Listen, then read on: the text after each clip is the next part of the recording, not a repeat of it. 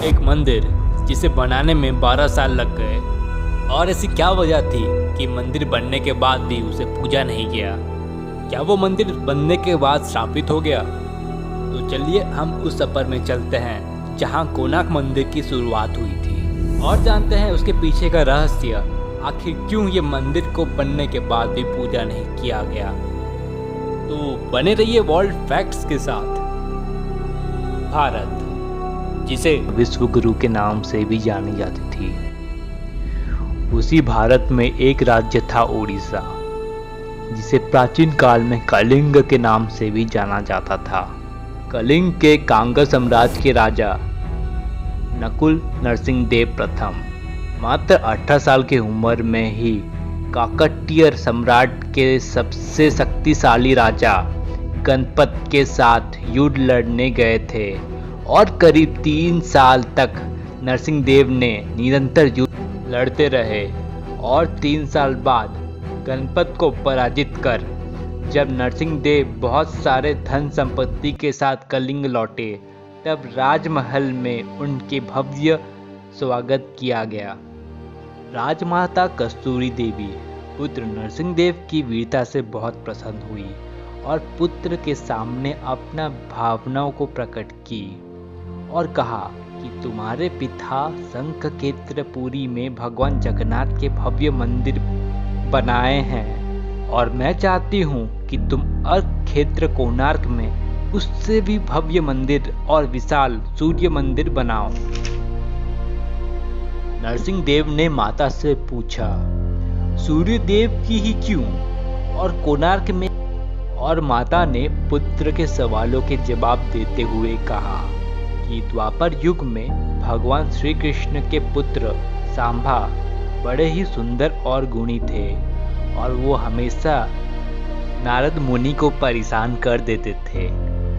और इस कारण एक बार नारद जी ने उन्हें सबक सिखाने के लिए एक योजना बनाई। सांबा के सुंदर शरीर की तारीफ करते हुए उन्होंने गोपियों के साथ जल क्रीड़ा करने के लिए उकसाया और वहां दूसरी तरफ भगवान श्री कृष्ण को जाके कह दिया कि सांबा अपने मां समान गोपियों के साथ जल क्रीड़ा कर रहा है। और ये बात सुनकर भगवान श्री कृष्ण अत्यंत क्रोधित हो गए और तुरंत अपने पुत्र सांबा को श्राप देते हुए कहा कि जिस सुंदर शरीर के लिए तुम्हें इतना गर्व है वो अभी नष्ट हो जाएगा और इसके बाद सांबा को कुष्ठ रोग हो। और जब माता जौमावती को जब ये पता चलता है कि पति श्री कृष्ण के वजह से पुत्र की ये हालत हुई है, तो सभी रानियां क्रोधित हो जाते हैं। आखिर में नारद जी को बुलाया जाता है और नारद जी ने रोग निवारण के उपाय के लिए कहा कि सूर्य की पहली किरण कोणार्क पे पड़ती है। सांबा को अभी जाके सूर्य देव की आराधना करनी होगी, तभी जाके इस श्राप से बहुत ही लंबी और कठिन यात्रा के बाद सांबा कोणार्क के चंद्रभागा नदी के पास पहुंचे। अन्न जल त्याग कर 12 साल कठिन तपस्या के बाद सूर्य देव प्रसन्न होकर सांबा को रोग मुक्त होने का वरदान दिए।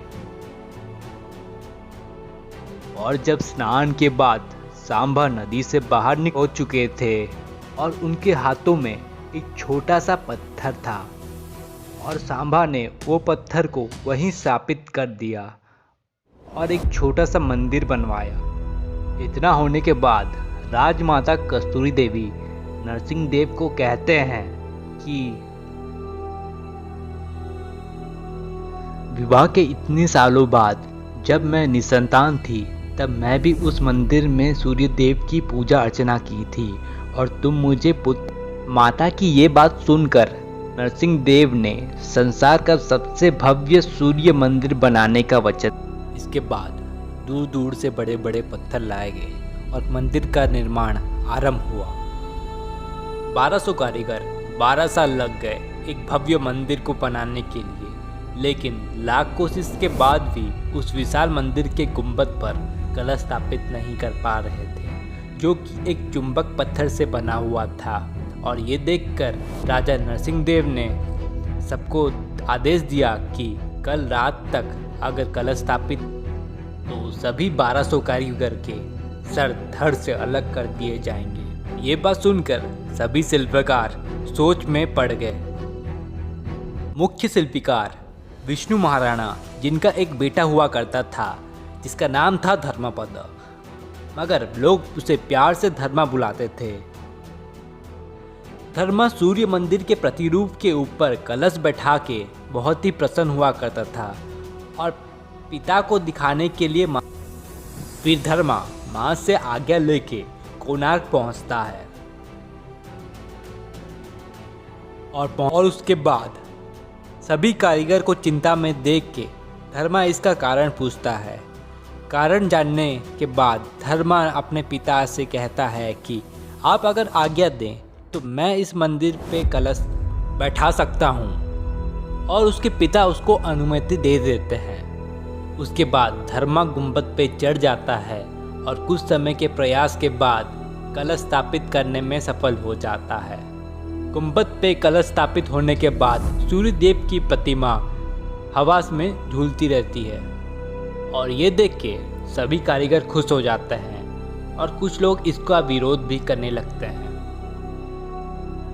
और कहने लगते हैं कि अगर राजा को ये बात पता चल गया कि जो काम हम 1200 कारीगर मिलके कर नहीं पाए वो एक 12 साल का लड़का ने कर दिखाया, तब राजा हम। और ये बात सुन के धर्मा ने सोचा कि मेरी ज़िंदगी से ज़्यादा मूल्यमान इन 1200 कारीगर की ज़िंदगी है, और फिर धर्मा ने गुंबद के ऊपर चढ़ के समुंदर में कूद गया। उसके अगले दिन मंदिर को देख के राजा बहुत ही प्रसन्न हुए और मंदिर का निर्धारित तिथि में प्राण प्रतिष्ठा संपन्न हुआ। बट बहुत जल्दी ही इस मंदिर में कुछ रहस्य।